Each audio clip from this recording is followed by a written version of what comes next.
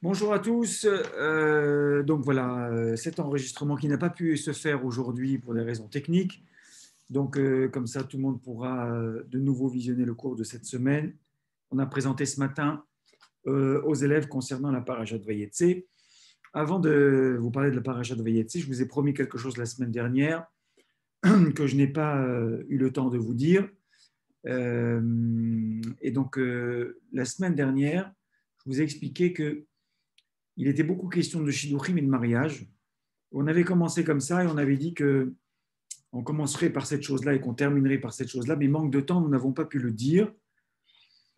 Nos sages nous disent dans la Gemara Kiddushin que nous apprenons énormément de choses, et notamment la manière dont un homme épouse une femme dans la tradition juive, de l'échange qu'il y a eu entre Ephron et Avraham Avinu quand il a voulu acheter la Meharat HaMachpelah de Hebron. L'Agmara nous dit la chose suivante. Kiha kiha misde Ephron. On apprend donc par une Xerashava, un procédé qui s'appelle le parallélisme. Nous avons deux termes que l'on retrouve dans des contextes totalement différents. Nous avons kiha dans ki kahishisha. Lorsqu'un homme prend une femme pour épouse, on utilise le terme kiha, littéralement prendre. On retrouve ce même terme dans le fait qu'Abraham ait acheté la Meharat HaMachpelah, la parcelle de terrain dans laquelle il va être enterré, lui, sa femme, Yitzhak, Rivka, Yaakov, Léa, avec le même terme de kicha. Donc on apprend de là qu'un mariage juif se fait avec une acquisition, c'est-à-dire que l'homme doit donner quelque chose à la femme doit rentrer en possession de quelque chose pour devenir sa femme, et la tradition, vous la connaissez, se fait par l'intermédiaire de ce fameux anneau que l'homme offre à la femme lorsqu'il fait les kiddushin sous la roupa. La question qu'on se pose, c'est, mon Dieu, qu'est-ce qu'on a pu trouver chez Ephron pour dire que c'est de Ephron que l'on va apprendre la manière dont un homme épouse une femme dans la tradition juive? Alors écoutez, ça c'est véritablement merveilleux. Ephron était un voyou, donc la question se pose. Qu'est-ce qu'on a à apprendre de Ephron pour comprendre comment s'opère un mariage juif? Ephron avait donc été propriétaire de ce terrain de Meharat HaMachpelah, et il y a déjà bien longtemps, Abraham avait été très frappé par la kedusha de cet endroit. Lorsque, quelques parachiotes en avant, Abraham a reçu les invités qui étaient des Malachim, ceux-là même qui allaient lui annoncer la naissance de son fils Yitzhak. Alors il a fait une très grande Achnasat Orchim, il a très bien reçu ses invités, et nous dit la Torah, Vayaratz Abraham el Bakar. Abraham s'est mis à courir après un animal pour lui faire la shrita et pour le préparer et pour servir à manger à ses invités extraordinaires qui étaient les Malachim. Et un des veaux, ou le veau qu'il avait prévu de faire la shrita, s'est sauvé délibérément pour l'attirer vers cet endroit, et il est rentré jusqu'à la Méhara, jusqu'à cette grotte. Et Avram voit cet endroit, il est frappé de quelque chose d'extraordinaire qui est, il a dit, ça, c'est la porte du Gan Eden. La tradition juive qui veut que lorsqu'un homme vit 100, 120, 130 ans sur Terre, il œuvre pour ce qu'on appelle l'Olam Haba, et donc évidemment que le terrain qui doit accueillir sa dépouille doit être le terrain le plus propice pour la libération de la Neshama et l'accession au Gan Eden. Il a dit cet endroit, c'est la porte du Gan Eden. Donc il s'est dit qu'il fallait le moment voulu qu'il l'acquiert. Pourquoi il n'a pas essayé de l'acheter à ce moment-là? C'est une autre question, mais c'est une bonne question. Donc bien plus tard, lorsque Avram va revenir de Haramoria après la Hakedat Yitzhak, il va découvrir que Sarah vient de quitter ce monde. Et donc il se met en recherche de l'acquisition de ce terrain. Il se renseigne qui est le propriétaire, Ephron. Et il lui dit, voilà, je voudrais acheter ce terrain. Bon, Ephron, il fait tout un tas de...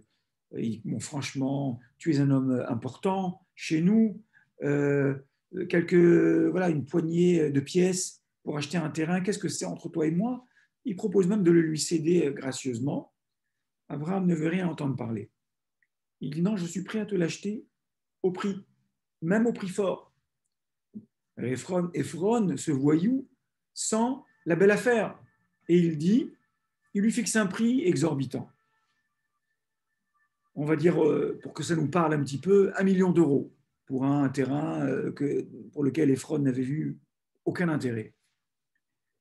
Abraham dit, je signe, donne-moi le shtar, donne-moi le document d'acquisition, 1 million d'euros.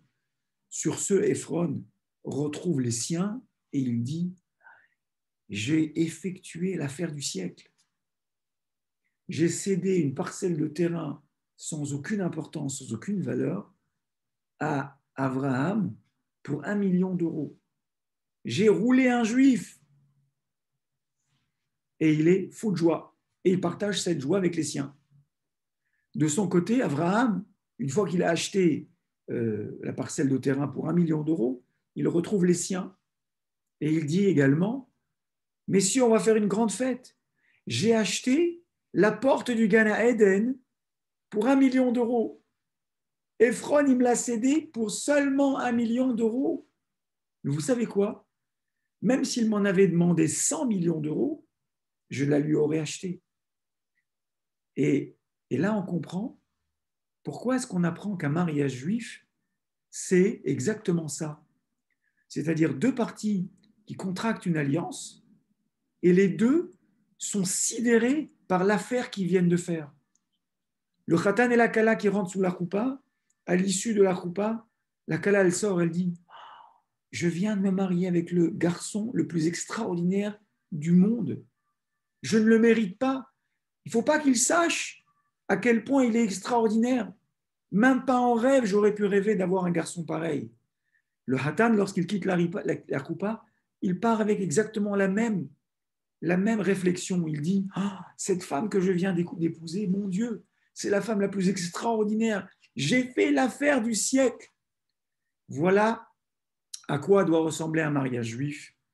Hatan Vekala, ils l'apprennent vraiment de Kiha Kiha Misde Ephron, du chant de Ephron, ce voyou, mais non pas pour apprendre quelque chose de malveillant, pour apprendre quelque chose d'extraordinaire sur l'état d'esprit dans lequel on doit se retrouver lorsque l'on sort de la choupa, que l'on soit un Hatan, que l'on soit une Kala.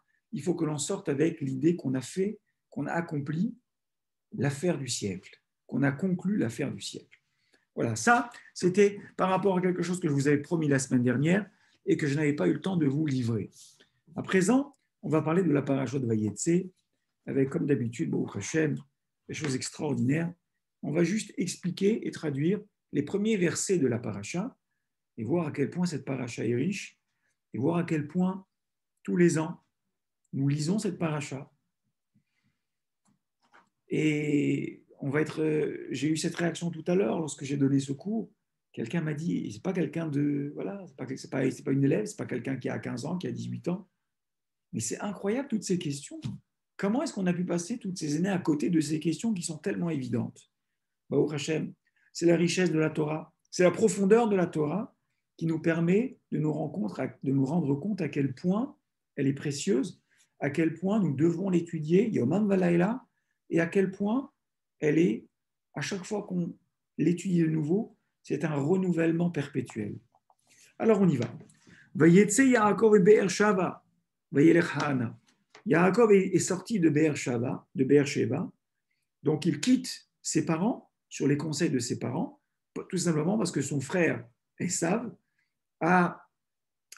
s'est mis en tête de le tuer par jalousie par rapport au fait qu'il a pris la bracha, il lui a pris la bechora. ויפגע במקום וילן שם, כי באה השמש ויקח מאבני המקום ויעשה מרעשותיו וישכב במקום ההוא. Donc il s'est retrouvé à cet endroit, la Torah nous dit Makom, Rashi va nous expliquer pourquoi c'est Makom. Il s'est endormi là-bas, qui baa shemesh. Cette formulation nous indique qu'il s'est produit quelque chose de miraculeux. Le soleil s'est couché brutalement. Un homme, surtout un homme hacham comme Yaakov, il prévoit, il est prévoyant. Donc, il prend les devants, il dit j'ai tant de distance à parcourir, il faut que j'arrive avant la nuit. Il n'a pas pu anticiper. Le soleil s'est couché brutalement, par miracle, pour qu'il puisse dormir à cet endroit et faire ce fameux rêve. Et il a pris donc, mais Avne Hamakom, des pierres de cet endroit. Bon, tout le monde connaît ce midrash. Il a pris 12 pierres qui se sont disputées pour justement, parce que chacune voulait servir de coussin ou d'oreiller pour ce tzaddik. Et il a donc pris ces 12 pierres, il les a mises en arc de cercle au-dessus de sa tête. Raison simple, nous dit Rashi, c'est parce qu'il avait peur que des bêtes sauvages l'attaquent pendant la nuit et qu'elle dévore sa tête. Commentaire assez curieux, en tout cas qui pose question. C'est assez bizarre, non? Vous pensez vraiment? Alors, quelles sont les bêtes qui auraient pu s'attaquer à lui? On est dans un endroit un peu désertique, dans une contrée chaude. Les serpents, on va dire, les loups. Franchement, vous croyez vraiment qu'une douzaine de pierres au-dessus de la tête était suffisante pour dissuader loups et serpents de venir attaquer Yaakov? Bon, première question qui semble évidente. On ne comprend pas la raison pour laquelle Yaakov a pensé que ces pierres allaient le protéger. Voyez, Halom, et voilà qu'il fait un rêve. Qu'est-ce qu'il y a dans ce rêve? Il y a cette fameuse échelle, Mutsavarza, qui est plantée au sol, Verosho Magia Hashamaima, et le sommet de l'échelle parvient jusqu'au ciel. Voyez, Halom, Veine Sulam, pardon, Veine Malaché Elohim, Olim Veyordimbo. Et donc, dans son rêve, il voit des Malaché Elohim, donc les anges divins, qui montent et qui descendent. Encore une fois, ce texte pose question. Qui sont ces Malachim? Bon, on sait très bien que les Malachim appartiennent au ciel. Leur lieu de prédilection, c'est le ciel, c'est la cour céleste. Et on nous dit qu'ils montent sur une échelle. Nous avons tous dans notre imaginaire, à tort ou à raison, d'ailleurs on n'a pas forcément la bonne image, à quoi ressemblent ces malachim? Alors, on va arrêter avec l'imagerie chrétienne. Ils n'ont pas les deux petites ailes blanches de colombe derrière eux. Les textes nous expliquent que les malachim sont équipés de 6 ailes. 6 ailes, et des ailes, de ce que l'on sait, ça permet de voler. Donc, je ne comprends pas pourquoi les malachim ont des ailes, et s'ils ont des ailes, pourquoi ils ont besoin de remonter au ciel avec une échelle? Alors, j'ai bien compris que c'était un rêve, mais quand même, dans ce rêve, il faut qu'il y ait des choses cohérentes.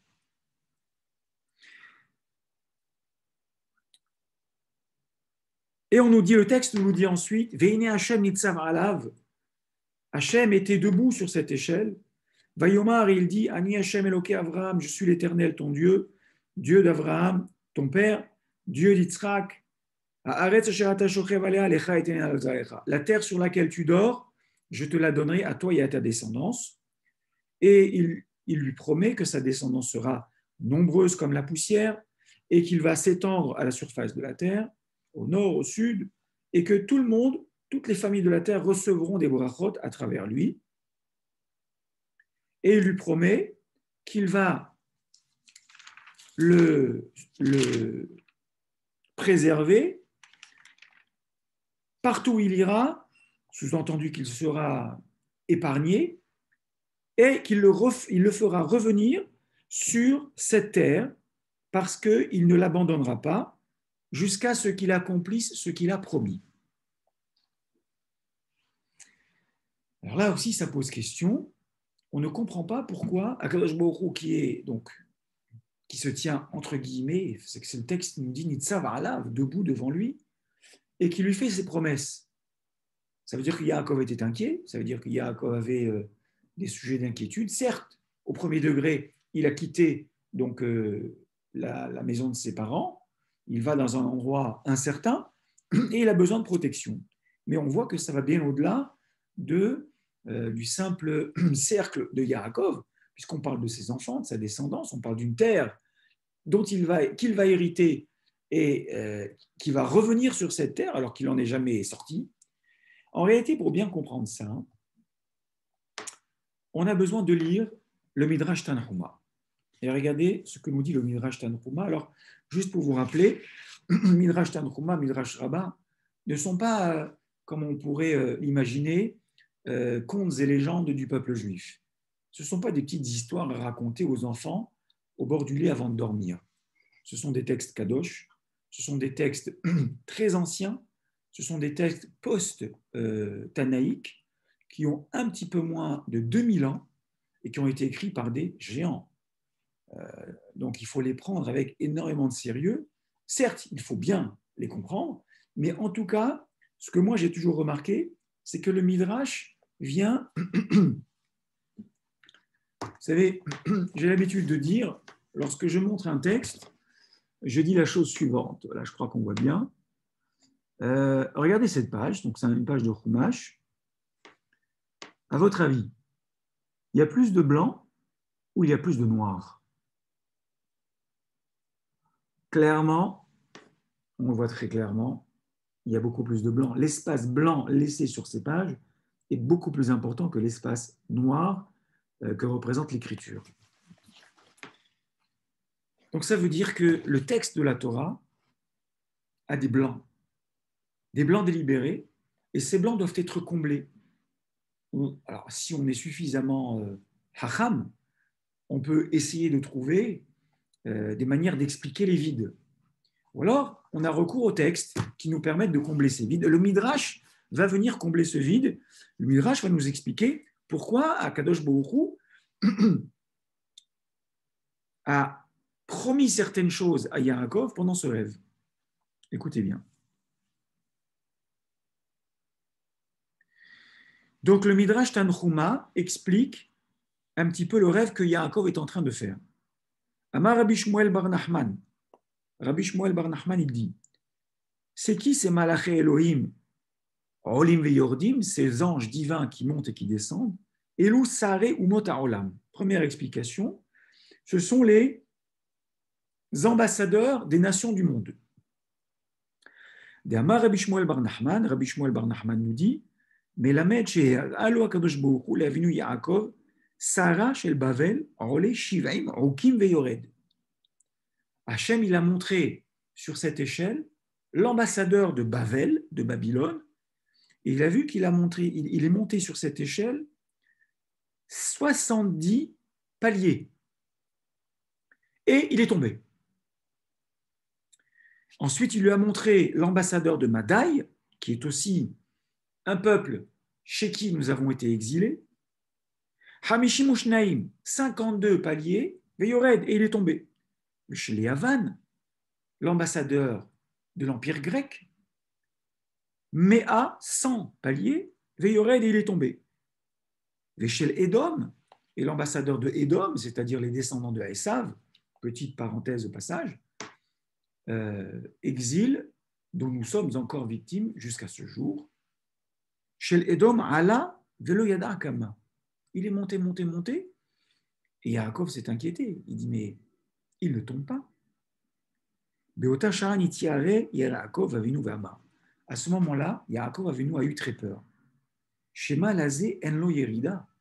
Yaakov a eu peur parce qu'il a dit, peut-être que cet exil-là, ce peuple qui va nous exiler, ben cet exil est interminable, il ne descendra jamais.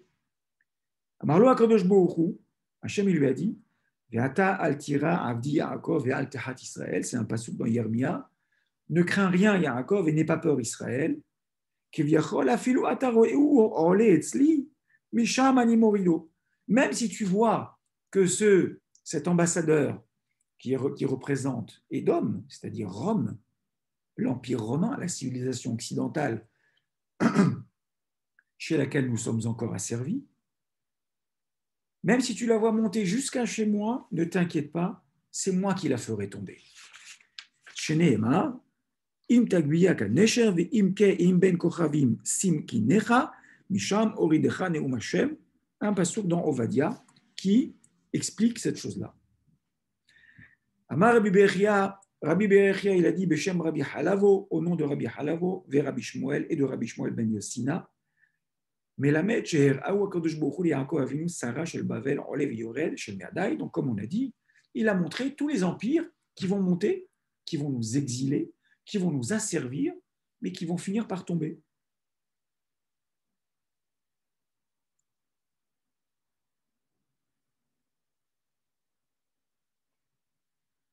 Amarlo Akadosh Baruch Hu Yaakov, écoutez bien.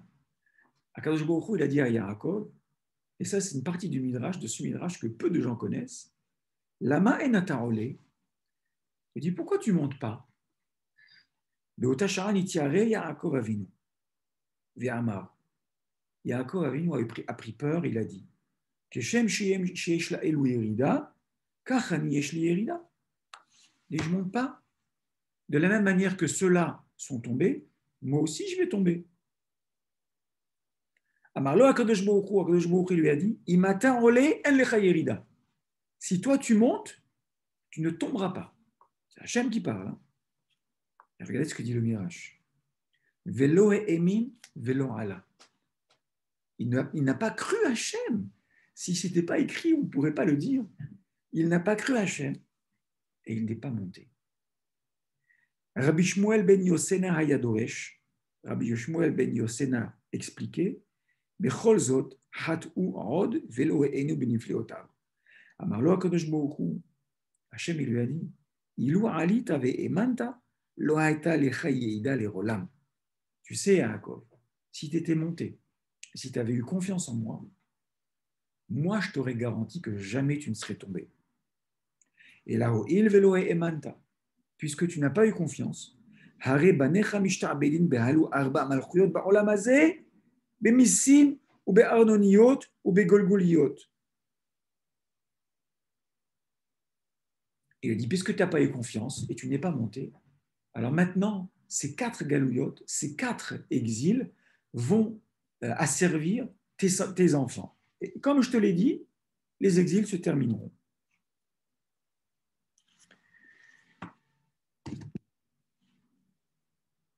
On a du mal à comprendre ce midrash. Pourquoi Yaakov n'a pas eu confiance?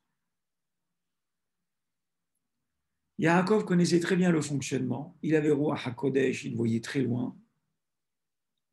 Il n'est pas monté. Et quand il a dit, je sais que quand je vais monter, je vais descendre. Pourquoi? Parce que je sais que moi, mes enfants, mes descendants, un jour ils fauteront.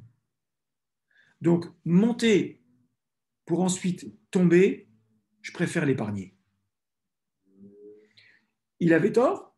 Est-ce qu'il s'est trompé? Il ne s'est pas trompé, puisqu'effectivement, les descendants de Yaakov, les Bnei Israël, il y a eu dans l'histoire juive de nombreuses périodes où nous avons chuté, où nous avons fauté et où nous sommes tombés. Donc alors, pourquoi est-ce qu'on lui reproche ça? Finalement, quelle est l'erreur, entre guillemets, de Yaakov? Écoutez bien ça. On ne fait pas des heshbonot avec Akadosh Baruch Hu. N'essaie pas d'être plus malin. N'essaie pas de faire des calculs en disant « Mais Hachem, ça sert à quoi de monter puisqu'après je vais tomber ?»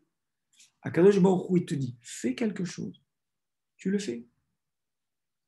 Le roi le roi Hiskia, pardon, il a refusé d'avoir des enfants. Pourquoi? Parce qu'il a vu que son fils Ménaché allait faire des choses atroces. Il allait être Oved Avodah Zara. Il allait inciter les Bnei Israël, il allait les détourner vers la Avodah Zara. Il a dit, à quoi ça sert d'avoir des enfants comme ça? Hachem, il l'a puni. Et il l'a obligé. Il a dit, mais tu ne fais pas des heshbonot. Qu'est-ce que c'est que ces calculs que tu fais? Toi, ton rôle sur terre, Hachem, il a dit, tu dois te marier, tu dois avoir des enfants. Alors si Hachem, il t'a donné un pouvoir de vision, de voir des choses qui apparemment te déplaisent, toi, tu ne dois pas faire des comptes.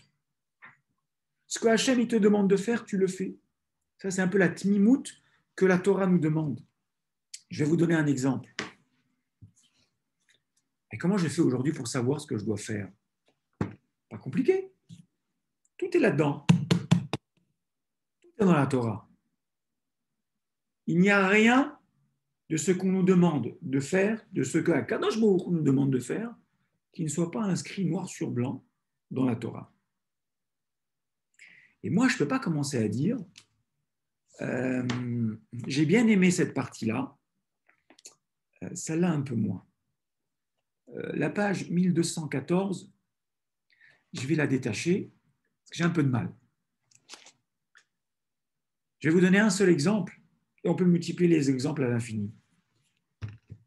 J'ai un commerce. Tous les commerçants le savent. Le meilleur jour des commerçants, c'est le samedi, Shabbat. Je dois travailler. La Torah l'a dit. Ne travaille pas Shabbat. On ferme la boutique. Ah, mais après j'aurai des problèmes de parnassa.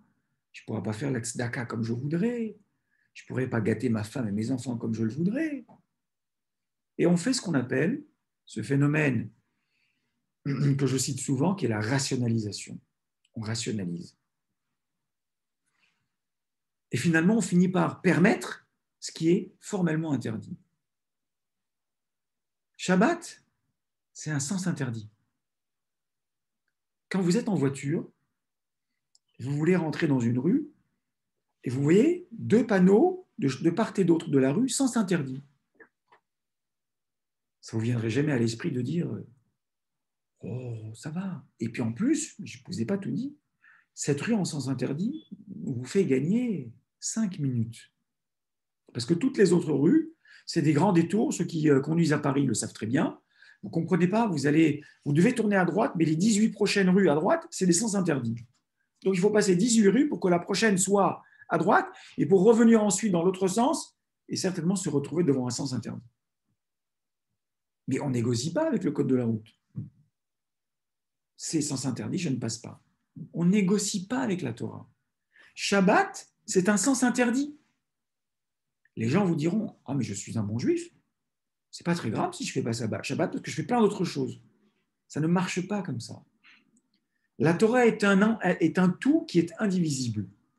Et j'ai pris délibérément l'exemple du Shabbat parce que dans Shabbat, il y a quelque chose d'extraordinaire. C'est-à-dire, c'est vrai que Shabbat, il faut faire très attention. C'est vraiment une mitzvah d'exception et une mitzvah fondamentale. Vous avez le papa, tous les vendredis soirs, il prend un verre de vin. Yom HaShishi v'kol Hashem v'haaretz v'chol tzamicha Elohim v'yom HaShish kibo Shabbat mikol melarto Hashem bar Elohim la'asot. C'est quoi ça? C'est pas juste un petit moment sympa. Ah, chouette, maman a fait des bonnes chalotes, des bonnes salades et des bons repas. Très bien. Ça, c'est le kiff de Shabbat. Il faut profiter de ça. C'est un artifice, c'est un agrément. C'est aussi, ça fait partie de la mitzvah. Mais au fond, c'est quoi ce Shabbat? C'est quoi ce kidouche que je fais le vendredi soir? C'est très simple. Je viens témoigner, à raison pour laquelle nous, les Sfaradim, pas Ashkenazim, nous, Sfaradim, on fait le kidouche du vendredi soir debout. Je viens témoigner debout qu'Akadosh Baruch Hu, relisez le texte du Shabbat, du kidouche, il a créé le monde en 6 jours, et le 7e, il n'a fait aucune création. Il s'est arrêté. Shabbat, c'est Shvut. Ça veut dire, Shvita en hébreu moderne, c'est la grève. Ça veut dire, je m'assois, je ne travaille plus. Shabbat, c'est arrêt. Il n'y a rien eu dans le processus de création qui s'est opéré le Shabbat. Il y a juste un cadeau qui a été donné qui s'appelle le Shabbat. Moi, tous les vendredis soirs, je reproduis ce schéma et je témoigne à nouveau. Hachem, il a créé le monde en 6 jours et le 7e, il n'a rien fait. Et si je ne le fais pas, alors je ne crois pas.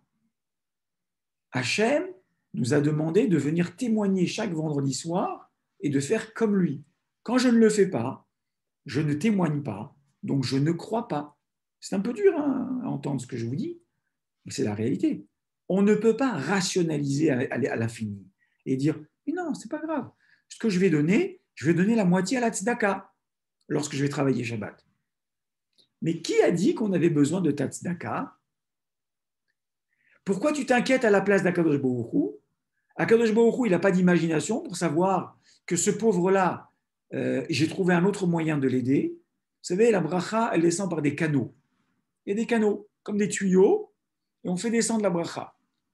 Il y a des canaux qui sont pleins, il y a des canaux qui sont en sens interdit, il y a des canaux qui sont bouchés, et il y a des canaux qui sont avec, ça coule facilement. Ce n'est pas nous qui choisissons les canaux. Akadosh Baruch Hu, il choisit ces canaux et il déverse sa bracha. Et nous, on pense être plus intelligent qu'Hachem. Hachem, ne t'inquiète pas, c'est moi qui vais donner à manger à ma femme et à mes enfants. Ce n'est pas ça notre rôle. On n'est pas dans notre rôle lorsque l'on dit je suis inquiet pour la parnassa de ma femme et mes enfants, je vais travailler Shabbat pour que je puisse les gâter. Donc ça, c'est la première question qu'on s'est posée. Donc ce rêve a été très bien expliqué dans le Midrash Tanchuma. Et on va continuer et on va poursuivre. Ensuite, la Torah nous dit Vaïkatz, il s'est réveillé, Yaakov s'est réveillé, et c'est bizarre parce que plus loin on va voir Vayashkem, et il s'est réveillé, donc combien de fois il s'est réveillé? Il s'est réveillé qu'une fois. En réalité, on va voir que Vaïkatz, le premier réveil, n'est pas un réveil physique, c'est un réveil spirituel. C'est une prise de conscience. Et on va comprendre ce qui s'est passé.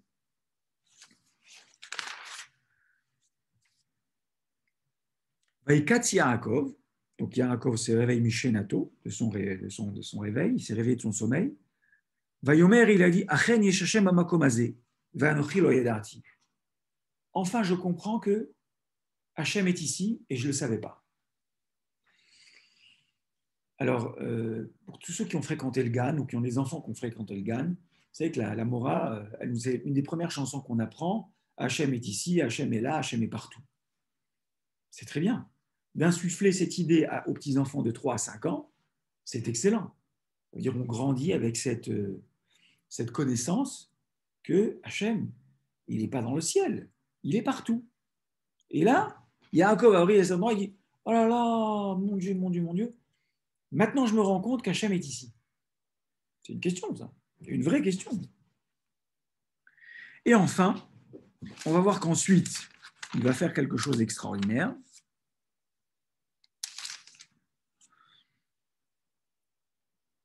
Il a pris donc les pierres qui sont devenues la pierre, Avner Vaikar, mais Avner Amakom, là-haut c'était Vaikar, mais Avner Amakom, il a pris des pierres de cet endroit, d'accord? Et maintenant c'est Vaikar et Even, il a pris la pierre, comment les pierres sont devenues une pierre, bon, c'est ce qui fait dire au commentaire de Rashi que toutes les pierres s'étaient disputées pour avoir l'honneur d'accueillir la tête de Yaakov, et finalement, les 12 pierres sont devenues une seule pierre. Il a pris cette pierre,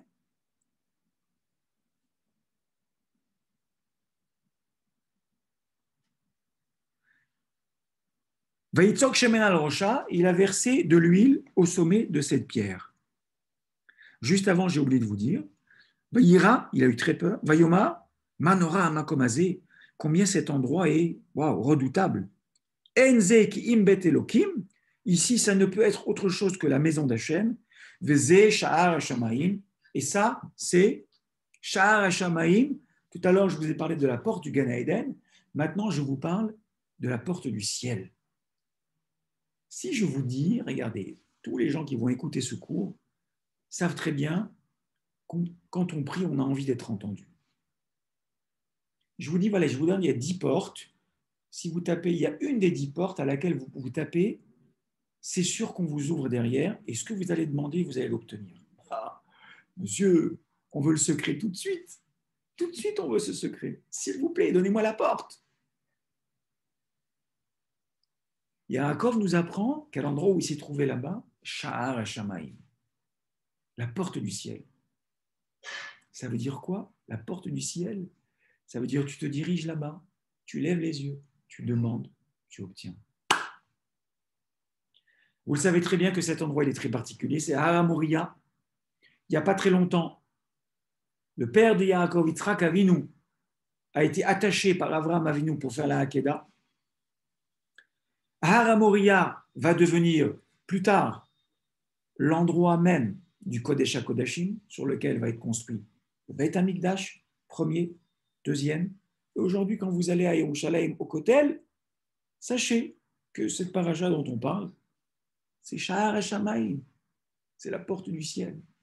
Pourquoi tous les Juifs, depuis des générations, ils aspirent à aller à cet endroit? Aujourd'hui, vous prenez, ça je le disais il y a quelques mois, maintenant c'est plus compliqué. Aujourd'hui, tu prends un avion, tu payes 500 euros, tu prends un taxi, tu arrives au Kotel. Aujourd'hui, tu payes 500 euros, il n'y a pas de taxi et on ne te laisse pas sortir de l'aéroport si tu n'as pas 18 000 documents et un certificat que tu n'as pas le Covid. Bon, ça aussi, c'est quelque chose qui doit interpeller. Nous, on s'est dit, bah, au Hachem, on a Israël depuis 70 ans, on peut aller au Kotel quand on veut. Bon, ben, ça fait déjà 8 mois qu'on n'arrive pas à aller au Kotel. Vous savez, quand Kadosh Baruch Hu nous enlève quelque chose, ça doit forcément inspirer quelque chose chez nous. J'ai perdu quelque chose. On espère, Bezrat Hashem, que c'est juste momentané. Oui, c'est momentané. Ça veut dire, Hashem, il dit, vous n'avez pas assez, vous n'avez pas mesuré à quel point c'était précieux, cette chose que je vous ai donnée. Pendant 2000 ans, vous ne l'aviez pas. Depuis 1967, vous l'avez. Et vous n'avez pas compris à quel point c'était précieux. Et ce n'est pas quelque chose de permanent. La preuve, en un claquement de doigts, tout disparaît et tu ne peux plus y aller. Tu ne peux plus y aller.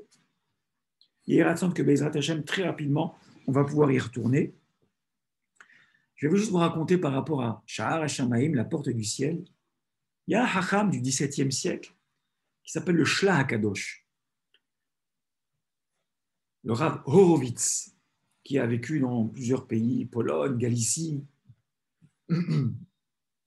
Et on l'appelle le Shlah HaKadosh du nom du livre qu'il a écrit, qui est un commentaire sur, qui est juste ici, là, voilà, là où vous voyez mon doigt, un commentaire sur la paracha extraordinaire, très profond. Shlah, Rachetevot, Shnei Lochot Abrit, les deux tables de la loi, c'est son commentaire sur la Torah. Gaon, Gaon Hatsum. D'ailleurs, l'attribut Hakadosh est réservé à très, très, très, très peu de rabbanim. Vous avez le Hari Hakadosh, vous avez Rabbi Yehuda, Rabbeinu Hakadosh, vous avez le Or HaHaim Hakadosh, Rabbi Haim Ben Attar, et vous avez le Shlah Hakadosh, je crois à ma connaissance, je crois qu'ils ne sont pas plus que 4. Donc c'est assez rare d'avoir cet attribut donné à un Rav. Pourquoi est-ce qu'on l'appelle Hakadosh? Il a malheureusement perdu sa femme assez jeune et il était Rav dans des communautés en Pologne. Et sans rien dire à personne, il a pris la décision de se rendre en Israël. Il est d'ailleurs enterré à Tzfat. Non, excusez-moi. Oui, absolument. Il est enterré à Tzfat. Le Kever, pour ceux qui, voilà, quand on aura Bezrat Hashem l'occasion d'y retourner, vous avez là où il y a le Maïmonide, le Rambam, juste à côté, vous avez le Shlah HaKadosh. Donc, quand vous allez là-bas, il y a des Tanaïm extraordinaires qui sont enterrés là-bas. Vous avez quand même le Rambam et le Shlah HaKadosh, l'un à côté de l'autre, ou en tout cas l'un pas très loin de l'autre. Donc, il est enterré à Tveria, Tibériade. Oui, c'est juste au-dessus du lac, je me souviens maintenant. Bon, c'est pas très loin de ça. Et donc, il dit rien à personne. Il dit rien à ses enfants. Il prend le bateau et il arrive en Israël. Il continue sa pérégrination. Il arrive dans ce qu'on appellerait aujourd'hui, nous, le Kotel. Et donc, excusez-moi,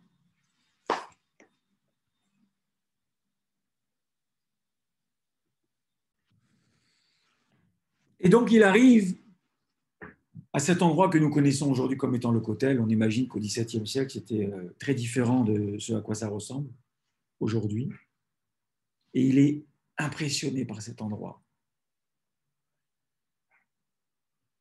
Et il arrive vendredi, Erev Shabbat, Parashat Vayetze.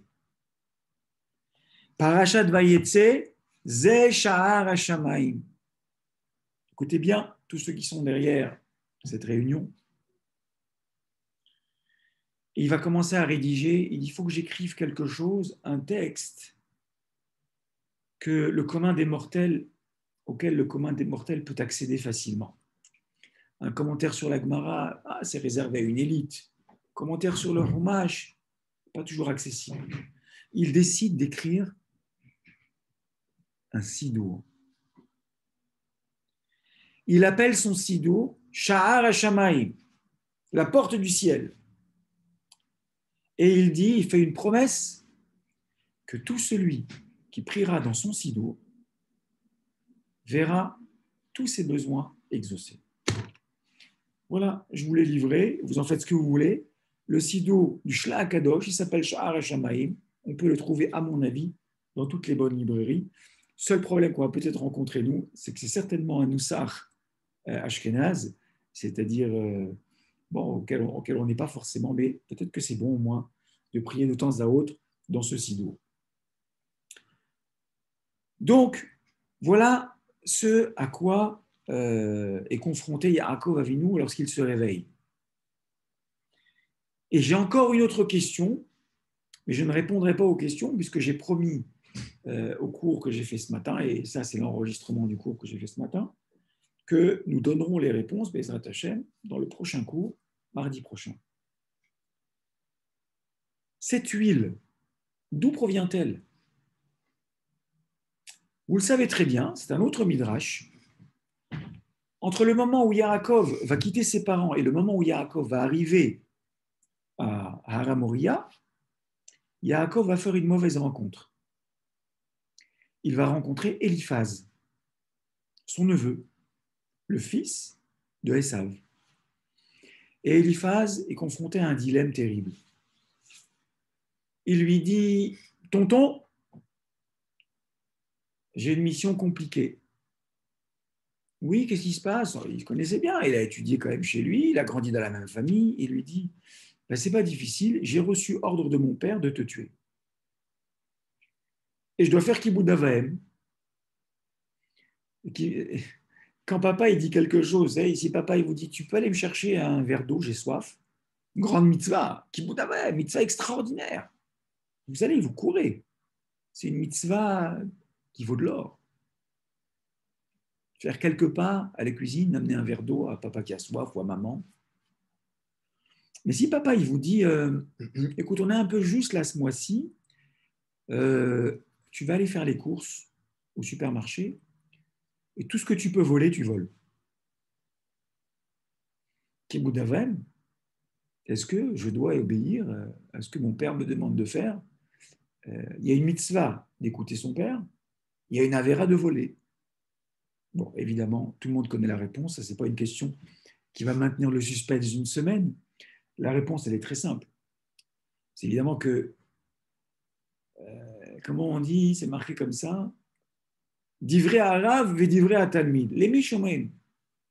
Le Rav, il vous dit de faire quelque chose et l'élève, il vous dit de faire quelque chose. Vous écoutez le Rav ou l'élève? Le Rav, c'est Hachem. L'élève, c'est le père. Hachem, il a dit, il ne faut pas voler. Le père, il a dit, vole. Tu dois écouter Hachem qui te dit de ne pas voler ou ton père? Deuxième problématique, ce qu'on appelle mitzvah avera. C'est-à-dire, est-ce que je peux aller à la choule? Et encore, c'est pas aller à la choule pour prier, ce n'est pas une mitzvah. D'accord? C'est pour ça qu'il faut faire attention, il faut comparer, il faut mettre les choses sur le même point, sur le même plan.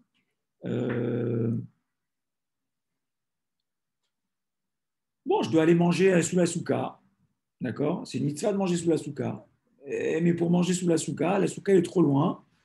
Où je suis trop chargé pour emmener ma marmite. Donc, je mets ma marmite je mets mon plat dans la voiture et je vais en voiture Shabbat pour faire la mitzvah de souka. Ah ben, c'est une mitzvah de manger sous la souka. Oui, mais c'est interdit de prendre la voiture Shabbat ou Yom Tov. Ce qu'on appelle mitzvah, avera. Tu ne peux pas faire une avera pour pouvoir faire une mitzvah.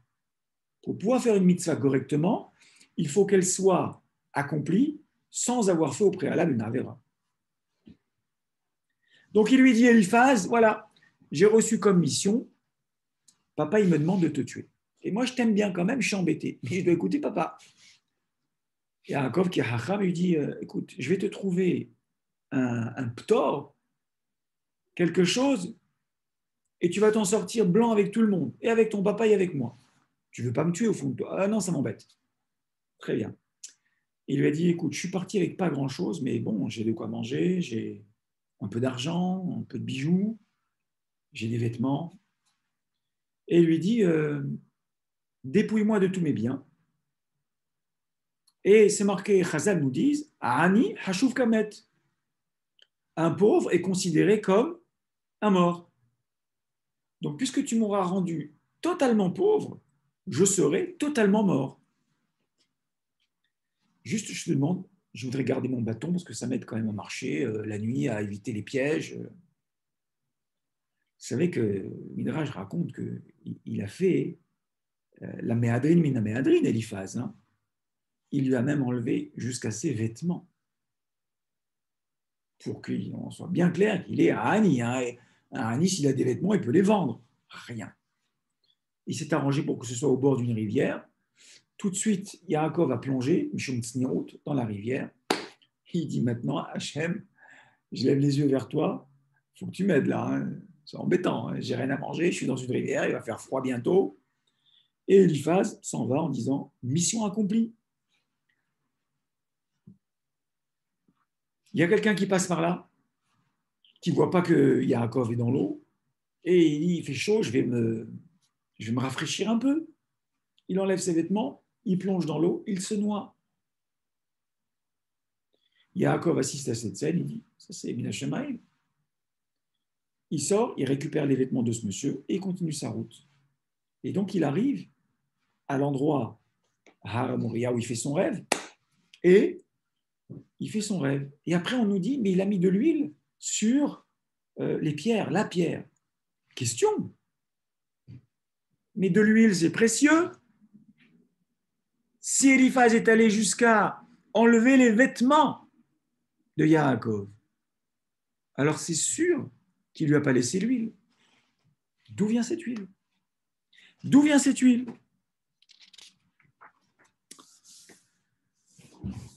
Écoutez, j'ai posé, je crois, si je ne me trompe pas, première question, je les récapitule parce que je crois que pas tout le monde les avait aujourd'hui non plus. En quoi les pierres étaient censées protéger Yaakov? Comme on dit, un serpent, une bête sauvage, elle passe au-dessus des pierres et dit pas, oups, il y a des pierres, on ne touche pas. Hein. D'accord? Deuxième question, à quoi sert l'échelle?